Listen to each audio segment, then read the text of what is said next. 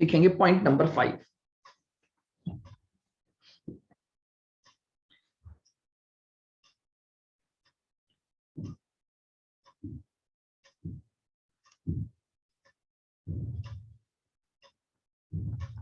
Payment to supplier.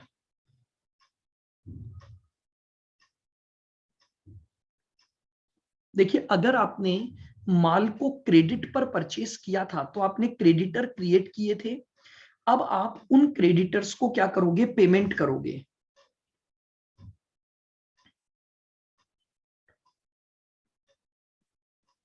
तो supplier या creditors account debit, supplier या क्रेडिटर्स अकाउंट डेबिट टू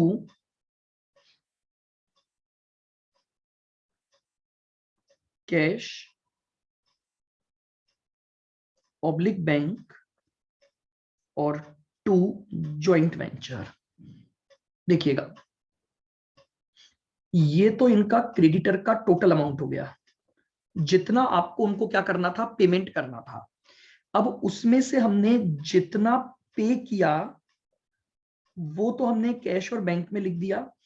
अगर मान लीजिए सप्लायर ने पेमेंट के टाइम पर हमें कोई डिस्काउंट दिया, तो वो जो डिस्काउंट है वो हमारी इनकम हो गई। किसकी? बिजनेस की इनकम। तो उस इनकम को हम जॉइंट वेंचर में क्रेडिट कर देंगे, डिस्काउंट रिसीव्ड। तो सप्लायर को हमने पेमेंट किया, और सप्लायर के पेमेंट की वजह से अगर आपको कोई डिस्काउंट मिला है तो वो इनकम हम किस अकाउंट में डाल देंगे? जॉइंट वेंचर अकाउंट में डाल देंगे। नेक्स्ट, पॉइंट नंबर 6 पे आइए।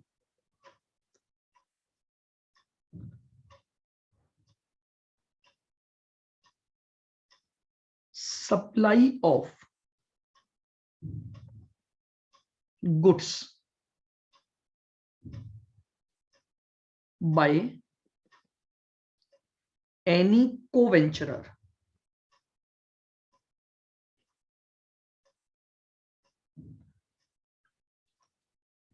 supply of goods by any co-venturer out of his own stock। अगर मान लीजिए किसी को वेंचरर के पास गुड्स पड़ा हुआ था, तो वो अपने गुड्स में से क्या कर रहा है? गुड्स सप्लाई कर रहा है for the purpose of joint venture. तो अब इसमें भी हमारे पास दो ट्रांजैक्शन बन सकते हैं। एक तो वो पर्सन ट्रांजैक्शन गुड्स दे रहा हो जो ट्रांजैक्शन को रिकॉर्ड कर रहा है, या अदर को वेंचरर दे रहा हो। दो सिचुएशन हम बात करेंगे।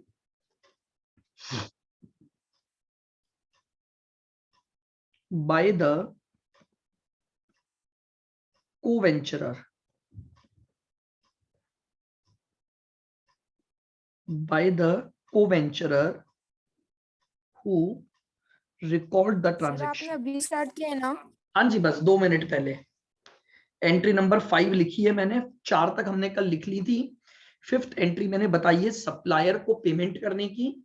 और उसके बाद हमारे पास नेक्स्ट एंट्री आई है कि अगर कोई भी को वेंचरर अपने खुद के स्टॉक में से क्या कर रहा है? गुड्स को सप्लाई कर रहा है।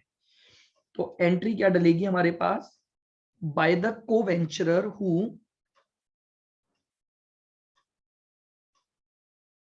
who record the transaction।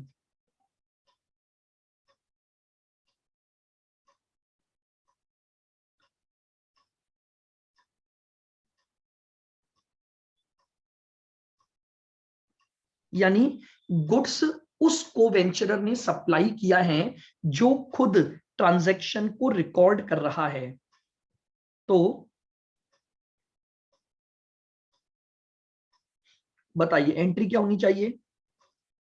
Joint venture account debit.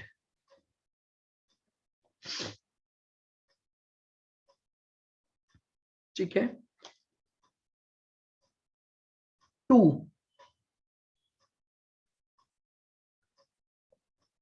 Goods sent to joint venture या फिर टू सेल्स। देखिए क्या पॉइंट है वो, मेरी बात को बहुत ध्यान से समझना। मान लीजिए जो को वेंचरर हैं वो अपना गुड्स जॉइंट वेंचर बिजनेस के लिए कॉस्ट टू कॉस्ट देता है। जैसे फॉर एग्जांपल मान लो मैं एक को वेंचरर हूं और मैं ही ट्रांजैक्शंस को रिकॉर्ड कर रहा हूं। ध्यान से सुनना, मेरे पास 1 लाख की कॉस्ट का गुड्स पड़ा हुआ है। तो मैंने क्या किया, बिजनेस को ये बोला कि भाई ये 1 लाख का गुड्स मैं बिजनेस को 1 लाख में ही दे रहा हूं। तब तो मैं डायरेक्टली एंट्री डाल दूंगा 1 लाख से। तो एंट्री डालूंगा joint venture account debit to goods sent to joint venture, क्योंकि मैंने कॉस्ट पर माल दिया है, कोई प्रॉफिट इसमें रिकॉर्ड नहीं किया। लेकिन मैंने ये बोला कि भाई देखो मेरे पास जो 1 लाख का माल पड़ा है, अगर मैं इसे मार्केट में बेचूंगा तो मुझे 1/20 मिलेंगे कि नहीं मिलेंगे। तो आप मुझे 1/20 दे दो और ये गुड्स मैं बिजनेस में डाल देता हूं, या 1/10 दे दो। मतलब अगर मैंने जो गुड्स ट्रांसफर किया है उसमें कॉस्ट प्लस प्रॉफिट जोड़ा है, तो एक तरह से अब मैंने माल बेचा है जॉइंट वेंचर को। हालांकि वैसे देखिएगा जनरली हम क्या करते हैं, कॉस्ट टू कॉस्ट कर देते हैं। तो joint venture to good sent भी लिख सकते हो, टू ये परचेजेस भी लिख देता है, ठीक है। तो उससे कोई दिक्कत नहीं है। आपको जो मेन पॉइंट याद रखना है वो क्या है, अगर कॉस्ट टू कॉस्ट ट्रांसफर हो रहा है तो हम लिख देंगे good sent to joint venture. और अगर कॉस्ट में प्रॉफिट जोड़कर आप बेच रहे हो तो उस केस में हम क्या लिख देंगे, सेल्स के रूप में उसे रिकॉर्ड कर दें। अब मान लो अदर कोवेंचरर है, बाय अदर कोवेंचरर।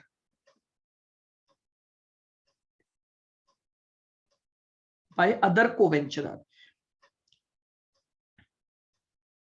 तो joint venture account debit to कोवेंचरर account, उसे अपना क्रेडिटर बना लेंगे टू कोवेंचरर अकाउंट। यानी अगर मैंने खुद ने गुड्स दिया है तो उसे गुड्स के नाम से लिख दो, और अगर दूसरे वाले कोवेंचरर ने अपने पास से कोई भी माल दिया है तो जस्ट लाइक हम ये मान लेंगे कि वो हमारे बिजनेस का क्या बन गया, क्रेडिटर बन गया। नेक्स्ट आइए point number 7।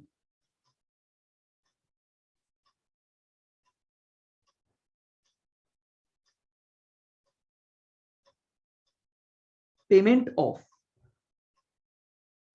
Expenses.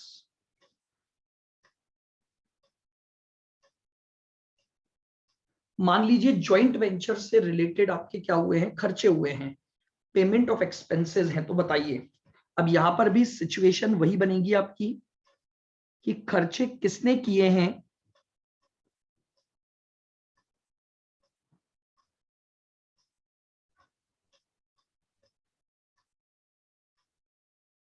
co-venturer who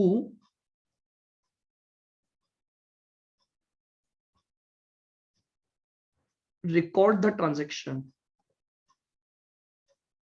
एक तो ये बात आती है कि किस कोवेंचरर ने किए हैं, जिसने क्या किया है, ट्रांजैक्शन को रिकॉर्ड करने की बात की है, और उसी ने क्या किया है, खर्चे किए हैं। या फिर खर्चे किसके द्वारा किए गए हों,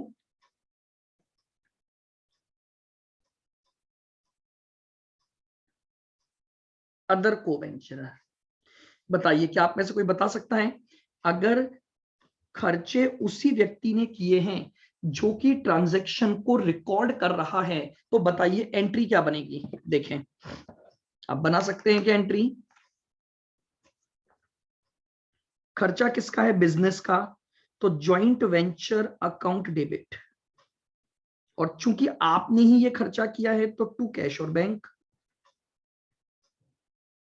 भाई आप ही ट्रांजैक्शन को रिकॉर्ड कर रहे हो और आप ही खर्चा कर रहे हो, तो एंट्री हो गई joint venture account debit to cash और बैंक।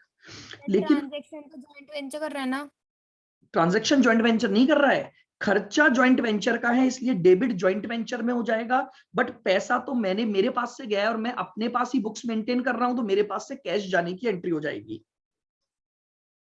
मैंने सेपरेट सेट ऑफ बुक्स नहीं रखी हुई है, मैं अपने बिजनेस के साथ ही ज्वाइंट वेंचर के बिजनेस की भी अकाउंटिंग कर रहा हूं। तो बस खर्चा चूंकि ज्वाइंट वेंचर का है तो ज्वाइंट वेंचर में लिख दिया, पैसा तो मेरे पास से गया, तो मेरा कैश बैलेंस क्या हो जाएगा, कम हो जाएगा। जस्ट लाइक आपने जैसे परचेजेस की एंट्री की थी, वो भी तो एक खर्चा ही था। तो परचेज में भी आपने यही एंट्री की थी, joint venture account debit to cash और बैंक। अगर मान लो खर्चा किसी दूसरे को वेंचरर ने किया है, तो यानी मुझे उसे वो पैसा लौटाना पड़ेगा। तो एंट्री क्या करूंगा, ज्वाइंट वेंचर अकाउंट डेबिट, और उसे क्रेडिटर बना दो टू को वेंचरर।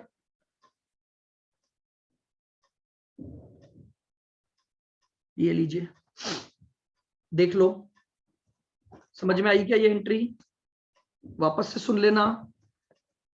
हम बेसिकली जो मेथड डिस्कस कर रहे हैं वो मेथड समझो आप।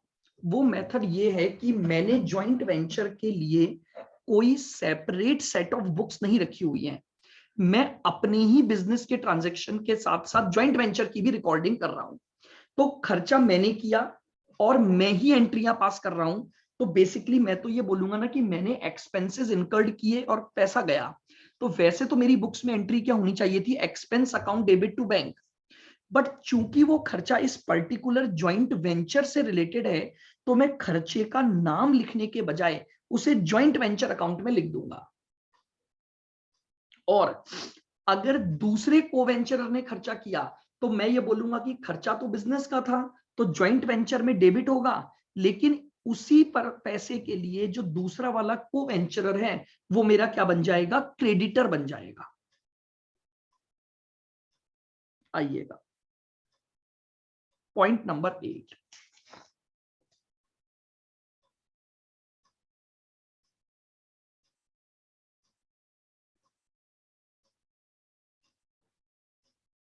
On sale of goods. अब जॉइंट वेंचर बिजनेस में हमने जो माल है वो बेचा,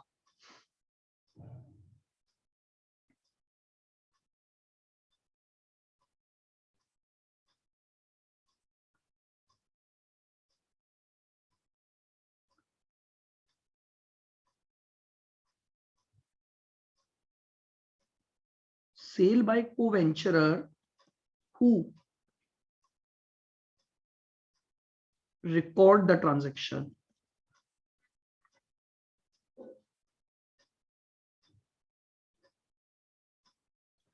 यानी उस को वेंचरर ने ही माल बेचा है जो ट्रांजेक्शन को रिकॉर्ड कर रहा है। अगर कैश में बेचा तो कैश या बैंक डेबिट, उधार बेचा डेटर्स डेबिट। इनकम किसकी है, टू जॉइंट वेंचर अकाउंट। क्योंकि ये इनकम जॉइंट वेंचर की बुक हो जाएगी, तो आपके पास जॉइंट वेंचर की इनकम बुक हो गई।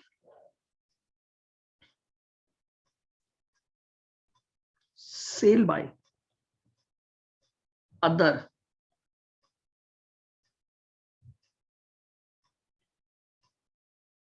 अदर को वेंचरर। अगर माल अदर को वेंचरर के द्वारा बेचा गया है, तो वो अदर को वेंचरर क्या बन जाएगा, मेरा डेटर बन जाएगा।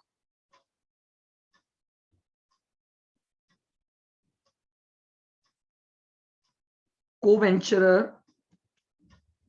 को डेटर बना दूंगा तो जॉइंट वेंचर।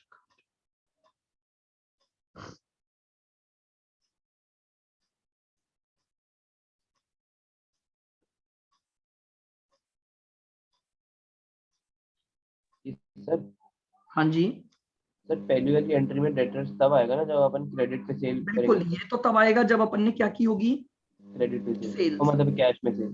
हाँ जी, और अगर उधार माल बेचा है तो डेटर क्रिएट हो जाएगा। ओके। ये हमारे पास क्रेडिट सेल्स के टाइम पर क्रिएट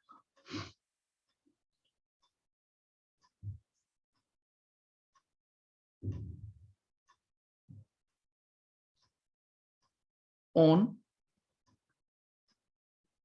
receiving payment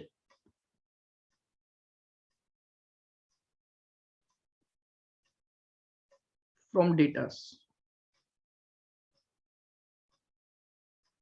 अब हमें डेटर से पेमेंट मिलेगा, तो ये जो डेटर्स को हमने माल बेचा था, जब उससे आपको पेमेंट मिलेगा, और अगर मान लो आपने कोई उसे डिस्काउंट दिया है, अगर डिस्काउंट नहीं दिया तब तो कोई दिक्कत ही नहीं है, कैश ऑब्लिक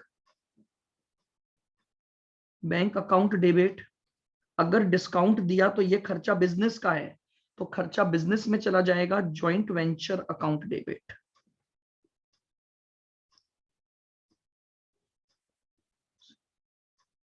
ये तो जो रिसीव्ड हुआ,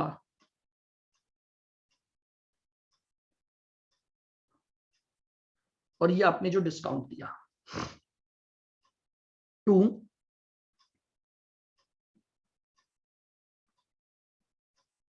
डेटर्स अकाउंट। ये लीजिए, डेटर से पेमेंट रिसीव करने की भी एंट्री हो गई।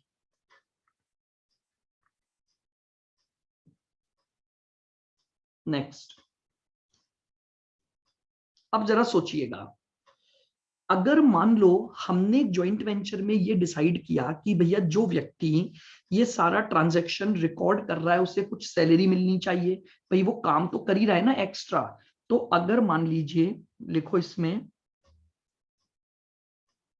When co-venturer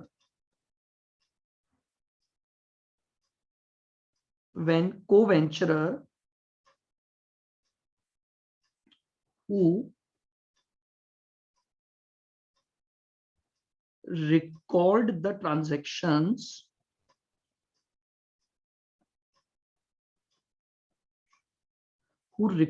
transactions is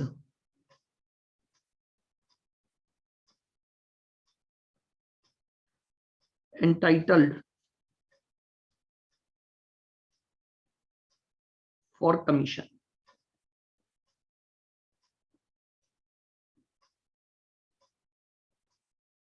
commission यानी को वेंचरर जिसने क्या किया है, ट्रांजैक्शंस को रिकॉर्ड किया है, हमने ये डिसाइड किया कि भैया उसको क्या देंगे, कुछ कमीशन देंगे, या कमीशन या सैलरी देंगे। तो एंट्री हो जाएगी joint venture account debit to salary.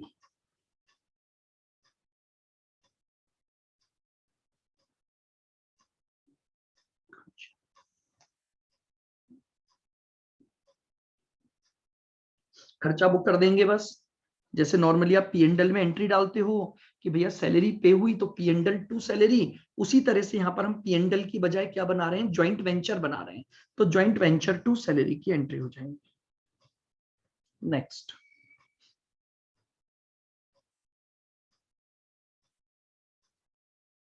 Unsold goods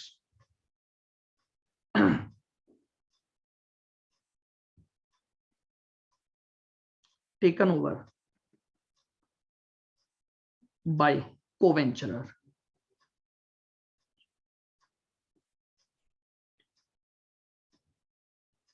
ठीक है, जो गुड्स अब बचा रह गया, आपका वेंचर खत्म हो रहा है, अब कुछ गुड्स अभी भी आपके पास अनसोल्ड बचा रह गया, तो उस अनसोल्ड गुड्स को किसने ले लिया, को-वेंचरर ने ले लिया।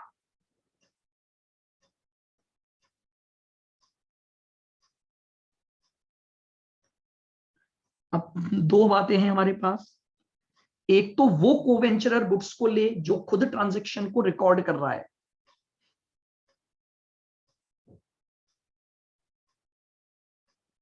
By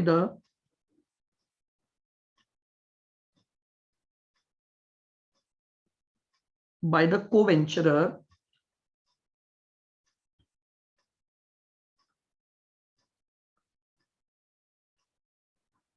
recording transactions,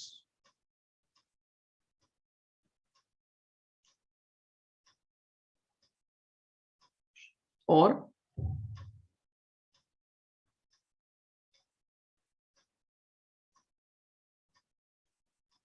by the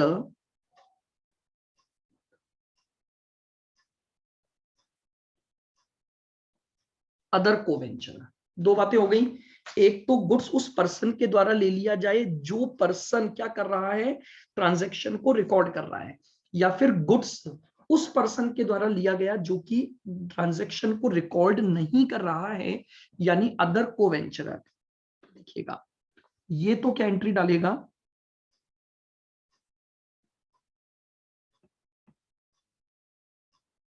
goods sent on joint venture debit to joint venture. जितने का गुड्स वो लेकर गया बेसिकली आपको उसे जॉइंट वेंचर अकाउंट में क्रेडिट कर देना है आपको। तो एंट्री हो जाएगी goods sent on joint venture account debit to joint venture.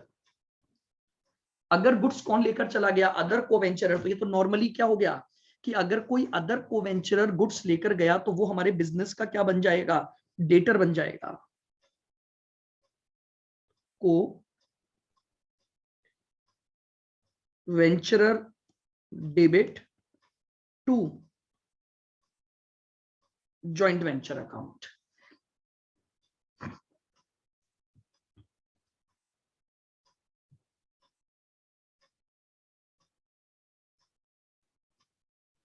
अब हमने सारे ट्रांजैक्शन रिकॉर्ड कर दिए, हमारा बिजनेस कंप्लीट हो गया। तो अब हम जॉइंट वेंचर का क्या निकालेंगे, प्रॉफिट निकालेंगे। अब प्रॉफिट में दो का हिस्सा है, एक तो मेरा हिस्सा है खुद का जो ट्रांजैक्शन रिकॉर्ड कर रहा है, और एक हिस्सा है दूसरे वाले को वेंचरर का। तो लीजिए एंट्री नंबर आ गई आपके पास 12, एंट्री नंबर 12।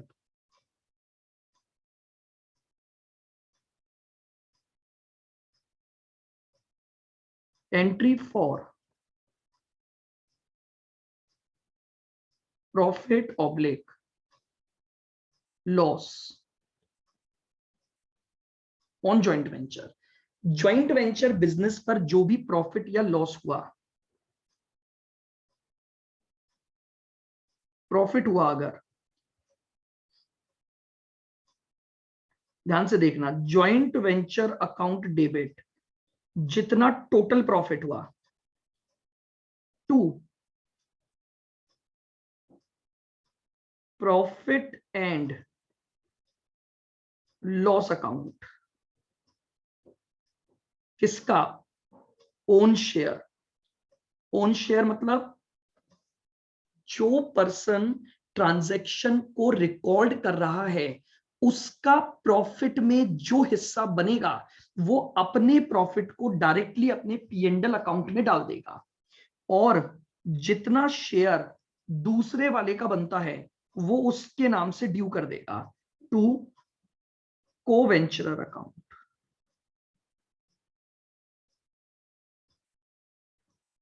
टू को वेंचरर अकाउंट। और अगर प्रॉफिट के बजाय जॉइंट वेंचर पर लॉस हो गया तो एंट्री उल्टी हो जाएगी बस, यानी आपका खुद का जो लॉस का शेयर बनेगा, प्रॉफिट एंड, ये आ जाएगा अदर को वेंचरर शेयर,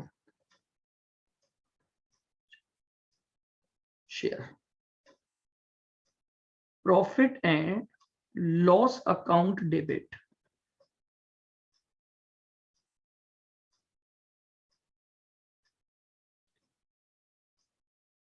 को वेंचरर account debit to joint venture account. ये लीजिए P&L account debit own share, को वेंचरर अकाउंट डेबिट अदर को वेंचरर share to joint venture account.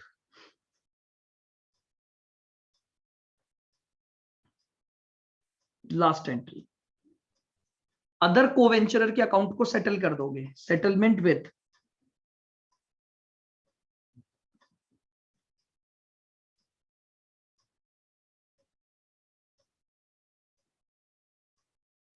Other को वेंचरर। अगर मैं अदर को वेंचरर के साथ सेटलमेंट कर रहा हूं, ठीक है,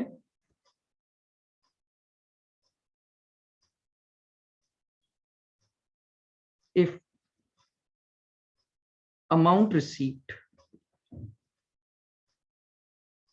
यानी अगर मान लीजिए मुझे उससे पैसा लेना बनता है, सारे अकाउंट सेटल हो गए हैं।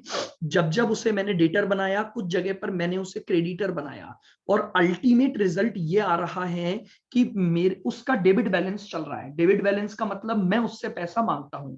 तो अब मुझे जो अमाउंट रिसीव होगा उसकी एंट्री डाल दूंगा, cash oblique bank account debit to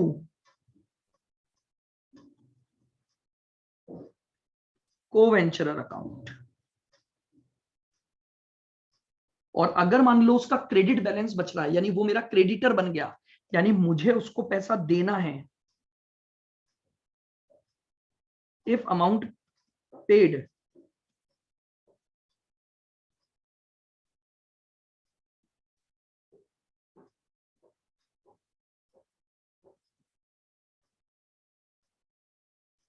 तो co-venturer account debit to cash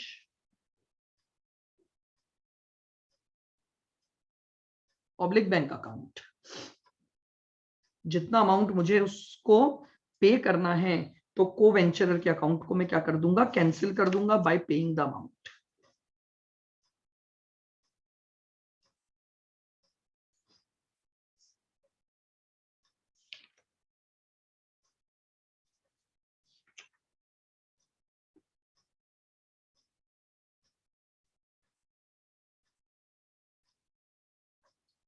देख लीजिए एक बार, सारी एंट्रियां एक बार पढ़ लो 2 मिनट में। कोई एंट्री आपको पूछनी हो तो मुझे बता देना, 1 मिनट।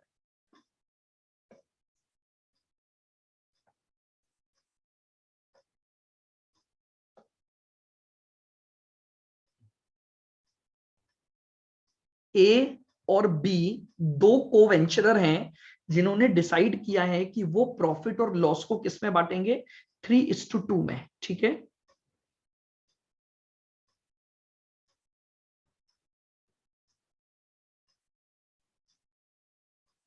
परचेजेस बाय ए ने गुड्स परचेज किया है 2 लाख का। ठीक है, बी सोल्ड 95% गुड्स फॉर 250 में।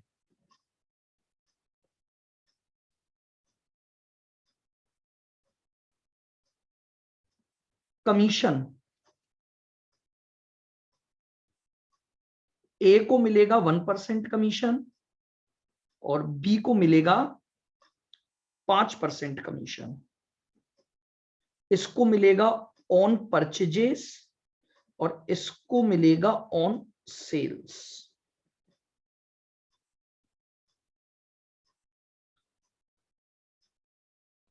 एज शेयर ऑफ प्रॉफिट, आपको ए का प्रॉफिट का शेयर लगा निकालना है।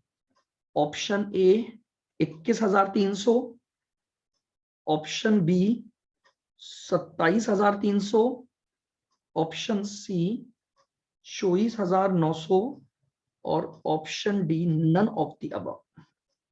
चलिए जल्दी से मुझे निकाल के बताएंगे प्रॉफिट। ए का प्रॉफिट का शेयर क्या आएगा,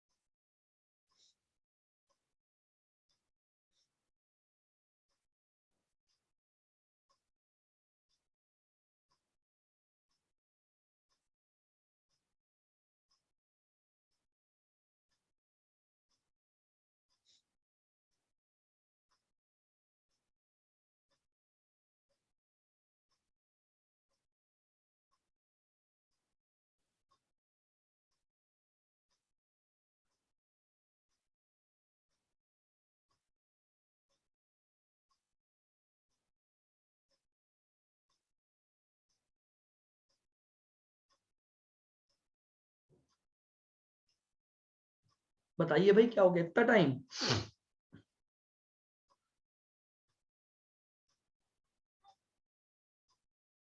देखिए ऑब्जेक्टिव में कुछ नहीं करना है, बस एक रफ तरीके से आप फटाफट जॉइंट वेंचर अकाउंट बनाओ, उसके जो खर्चे हैं और जो इनकम है वो डेबिट क्रेडिट करो, और प्रॉफिट निकालकर आपको ए का हिस्सा निकालना है, तो ए को जो मिलेगा वो कितना मिलेगा, 3/5 मिलेगा।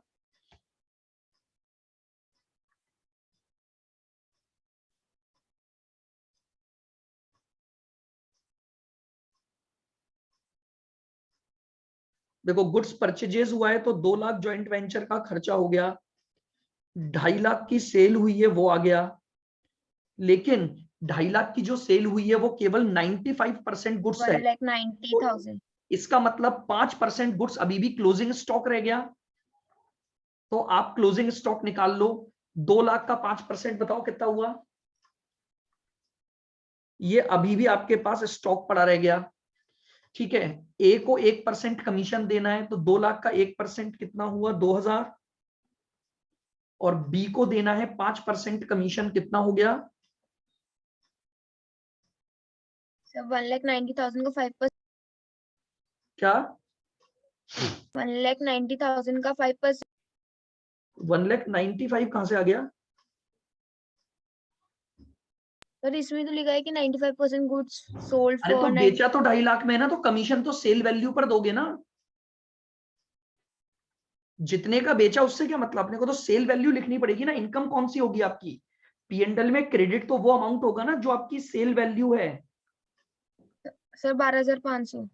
हाँ,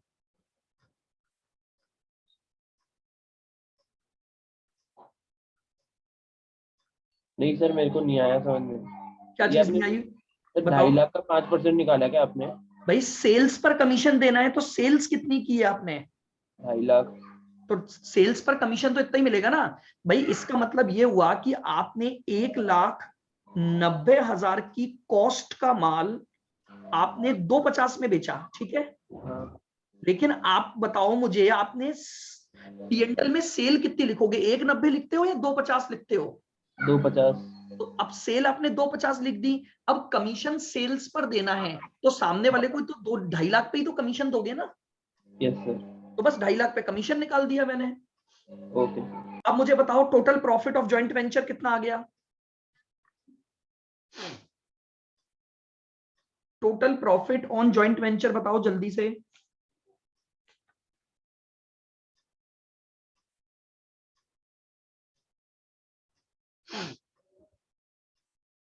सर 50,000। 50 कैसे आ सकता है, प्रॉफिट तो निकाल ही सकते हो भैया आप लोग यार, प्रॉफिट में इतना टाइम, ये क्रेडिट 60,000। साइड है, ये डेबिट साइड है, अकाउंट में प्रॉफिट नहीं निकाल पाओगे। 45,500। हाँ 45,500 का प्रॉफिट है आपका। अब इस 45,500 में ए का हिस्सा कितना है और बी का कितना है, आपको तो ए का निकालना है, तो ए को मिलेगा 45,500 का 3/5, ये आंसर आ गया बस आपका, 27,300। 27,300। तो राइट आंसर ऑप्शन क्या हो गया आपका, बी। वापस से देख लो, 45,500 आपके पास पूरे ज्वाइंट वेंचर का प्रॉफिट आया, अपने को क्वेश्चन पूछा है कि ए का प्रॉफिट में हिस्सा निकालो। प्रॉफिट कैसे निकलता है भाई, क्रेडिट में आइटम जो लिखे माइनस डेबिट में लिखे। तनीषा आपका 67,000 कैसे आ गया,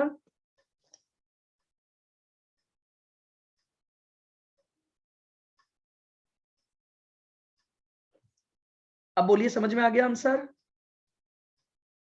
सर हाँ जी। मेरे को एक बार बता दो कि ये जो आपने 10,000 लिखे ना, हाँ, ये 10,000 कैसे आया? Unsold stock. अच्छा। मुझे एक बात बताओ, आपने कितना परसेंट माल बेचा है, 95। आपने 2 लाख में से 1,90 का माल बेच दिया, तो इसमें से बचा कितना आपके पास, अनसोल्ड। 10,000। तो अनसोल्ड स्टॉक जो होता है क्लोजिंग स्टॉक क्रेडिट साइड में आता है ना अपना, ओके सर। तो ये वो मेरा अनसोल्ड स्टॉक है। गलत सॉल्व कर लिया, कोई बात नहीं, बोलो चलें क्या आगे।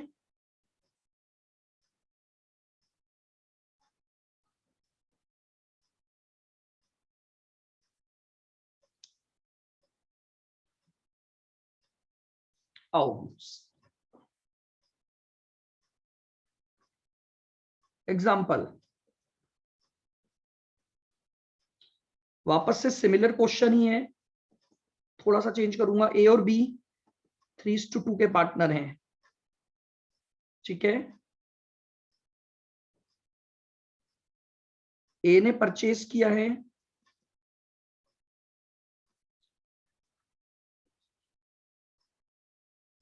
2 लाख,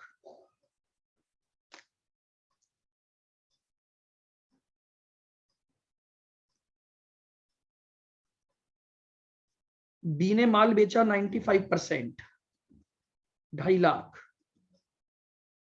ठीक है। कमीशन, ए का कमीशन 1% ऑन परचेज, बी का कमीशन 5% ऑन सेल्स। फिर एक नई लाइन जोड़ दी इसने, unsold stock taken over by B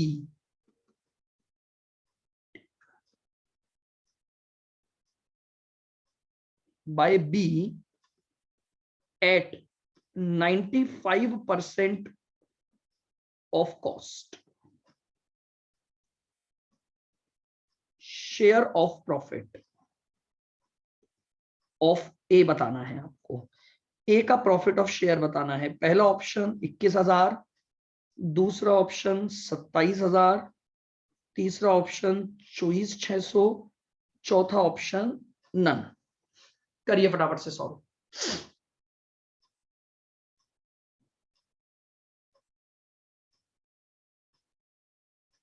और बताइए ए का प्रॉफिट का शेयर अब कितना आएगा।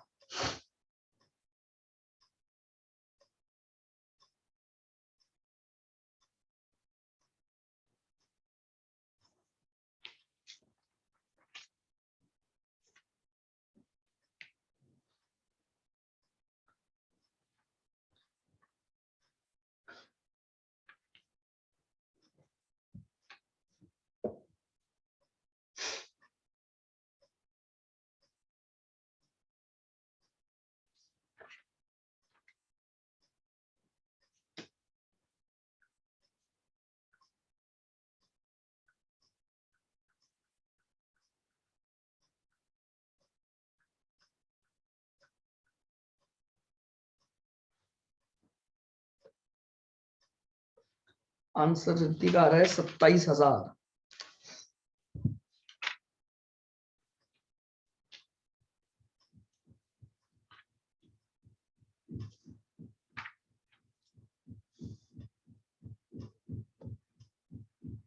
रिद्धि का आंसर आ गया 27। और किसी का बताइए भाई।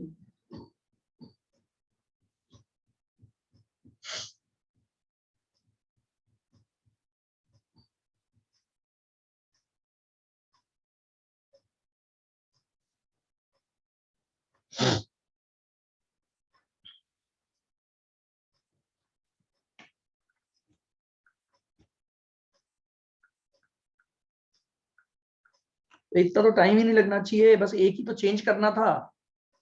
और वो चेंज क्या होना था देखिएगा। क्लोजिंग स्टॉक चेंज होगा। हाँ बस वो अब क्लोजिंग स्टॉक बी ने ले लिया, लेकिन सर केवल 95% पर लिया, यानी बी उसके केवल 9,500 रुपए तो देगा। बस यहां पर अब 9,500 आ जाएगा जो बी के नाम से आएगा, क्योंकि बी ने टेक ओवर कर लिया। कमीशन कितना बन रहा था, इसका 2,000 था और इसका 12,500। टोटल प्रॉफिट निकाल लो कितना आ गया। बहुत शॉर्ट में आपको अकाउंट बनाना आना चाहिए सारा ट्रांजेक्शन लेते हुए। तो अब आपका प्रॉफिट 45,000 हो जाएगा। 45,000 का 3/5 ए को मिलेगा। The right answer is 27,000। ए का जो प्रॉफिट का शेयर आएगा वो कितना आ जाएगा, 27,000 आएगा।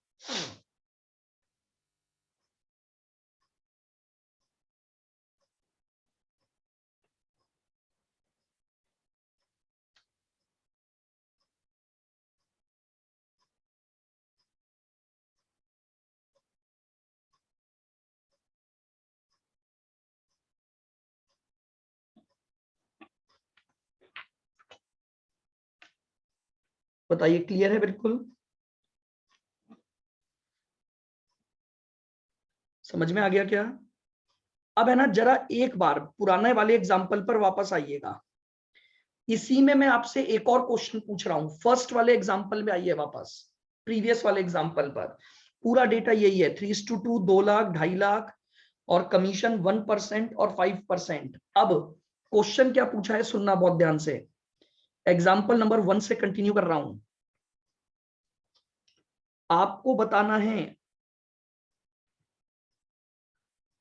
फाइनल रेमिटेंस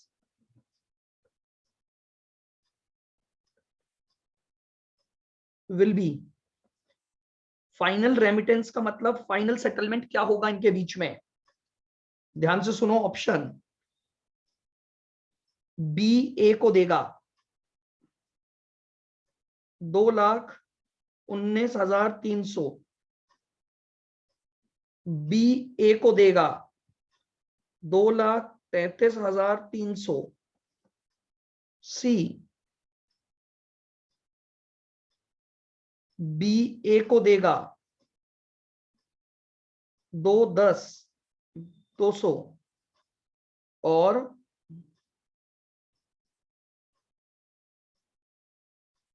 बी ए को देगा 2,22,700। बताइए, अगर आपको फाइनल सेटलमेंट निकालना है तो कौन किसको पैसा भेजेगा, फाइनल जो रेमिटेंस किया जाएगा वो कितने अमाउंट का रेमिटेंस होगा।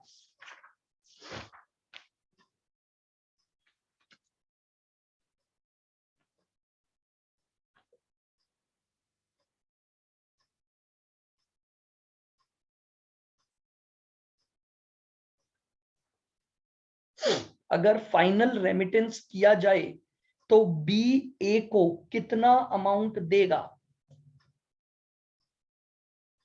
अब देखिएगा, ऐसे क्वेश्चन करने का सबसे आसान तरीका सोचना, आप बस ये देख लो कि ए को क्या क्या मिलना था, वो सारा बी उसे देगा।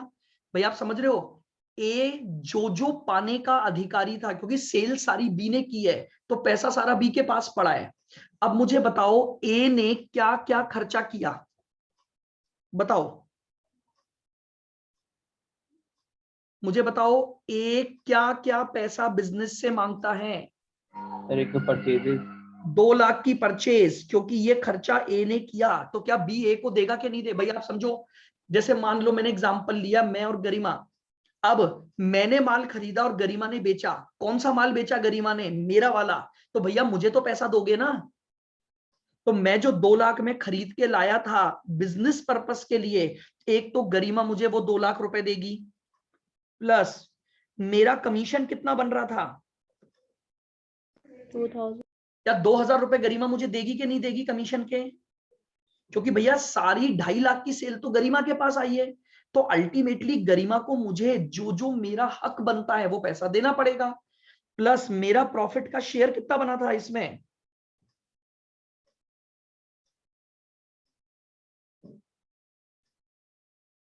प्रॉफिट का शेयर बताओ कितना आया था अपना पहले इलस्ट्रेशन में, 27,300। 27,300।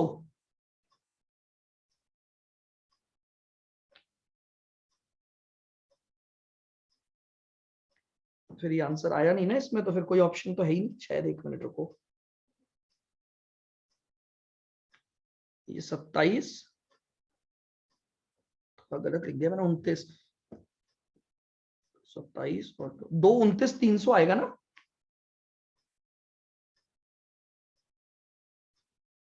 बताओ ये कितना आया। 2,29,300। 229,300। 1 मिनट रुकना,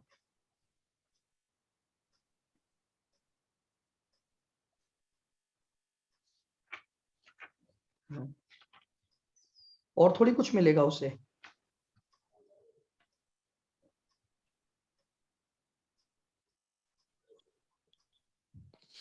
बताओ।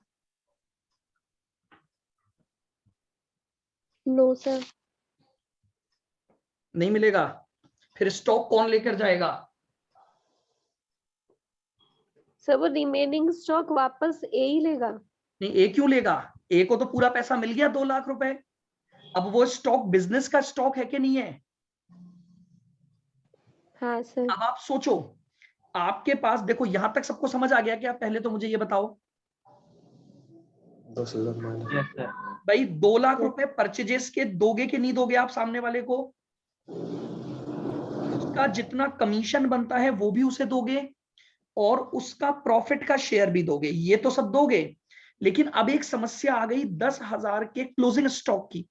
मुझे एक बात बताओ, अगर ये क्लोजिंग स्टॉक बिजनेस का है तो क्या इस क्लोजिंग स्टॉक में दोनों का अधिकार है कि नहीं है? Yes sir. आपको बहुत ध्यान से सुनना। देखो इसको ऐसे समझो आप, मैं आपको बताता हूं, देखो इससे आपको समझ आएगा। ये कौन है? ए है। और ये कौन है?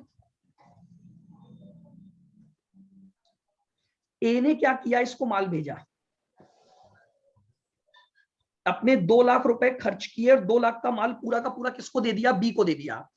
अब बी ने क्या किया? इसमें से 190 तो बेच दिया, 10 इसके पास अभी भी क्लोजिंग स्टॉक पड़ा। मुझे एक बात बताओ, बी के पास जो क्लोजिंग स्टॉक पड़ा है वो माल बी का है या बिजनेस का है? सर बिजनेस अगर ये माल बिजनेस का है तो इसमें दोनों का हिस्सा है या नहीं है? है। तो ए का हिस्सा कितना बनता है इस 10,000 के स्टॉक में? सर 3/5 कितना बना? 6,000। वो 6,000 भी बी को इसे देना पड़ेगा।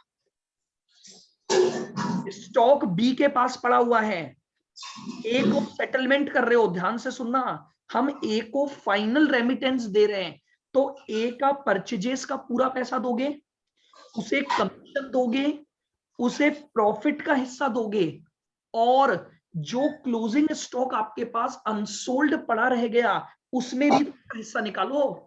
भैया आप पूरे 10,000 का स्टॉक रख रहे हो, लेकिन उसमें से 6,000 की वैल्यू तो ए को बिलोंग करती है। तो अब बताओ ए के साथ फाइनल सेटलमेंट कितना होगा? 2 लाख सर 2,35,300। 35 ये आना चाहिए आंसर। 6,000 ही बन रहा है ना उसका 3/5। Yes sir.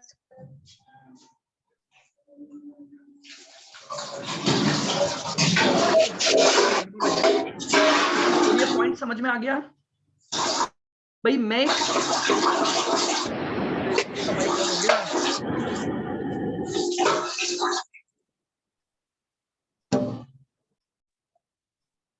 मेरी बात समझना, मैं फिर आपको क्या समझा रहा हूं। मैं आपको ये बोल रहा हूं कि ए का अगर आपको फाइनल सेटलमेंट निकालना है तो ए को जो जो मिलना चाहिए वो सब दो। तो ए का जो हिस्सा बनता है वो तो आप उसे दे ही रहे हो, और प्लस आप उसे कुछ और वैल्यू भी दे रहे हो जो स्टॉक आपके बिजनेस का पड़ा रह गया।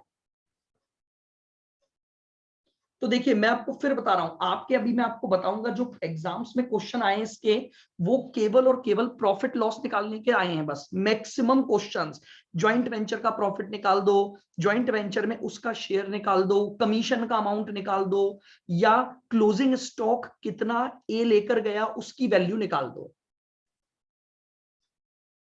तो अब मेरी बात फिर सुनना, एक मेथड और बचा है, उसको भी हमें करना पड़ेगा क्योंकि क्वेश्चन हमारे पास मिक्स है। सारे मॉड्यूल में जो क्वेश्चंस हैं वो सब क्या है? मिक्स क्वेश्चंस हैं। हम कुछ बड़े क्वेश्चन भी करेंगे इसके, ताकि आपको वैल्यू निकालनी आए। तो कल पहले अपन क्या करेंगे, मेथड 1 और 2 के हमारे स्टडी मटेरियल के जो डिटेल्ड क्वेश्चन है वो करेंगे, ताकि उससे आपको कमीशन की कैलकुलेशन, आपको स्टॉक की कैलकुलेशन, प्रॉफिट की कैलकुलेशन, ये सब समझ में आ जाएगी। ठीक है? और फिर हमारे पास इसका थर्ड मेथड आ जाएगा।